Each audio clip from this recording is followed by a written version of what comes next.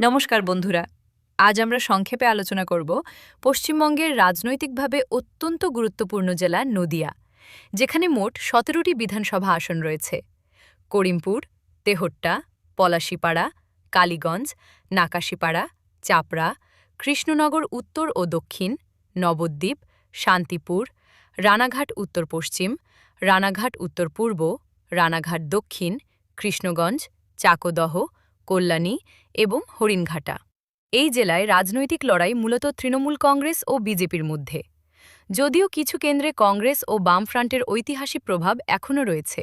২০২১ বিধানসভা নির্বাচনে তৃণমূল এখানে শক্ত অবস্থান গড়ে তোলে এবং সাম্প্রতিক উপনির্বাচন ও গ্রাউন্ড রিপোর্ট বলছে শহরাঞ্চল ও সীমান্ত সংলগ্ন এলাকায় বিজেপি সংগঠন বাড়ানোর চেষ্টা করছে।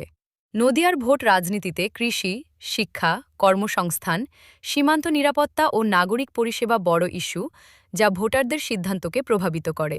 ২০২৬ নির্বাচনের দিকে এগোতে এগোতে ভোটার তালিকা সংশোধন ও নতুন ভোটার সংযোজনের ফলে প্রতিটি আসনেই প্রতিদ্বন্দ্বিতা আরও তীব্র হতে চলেছে।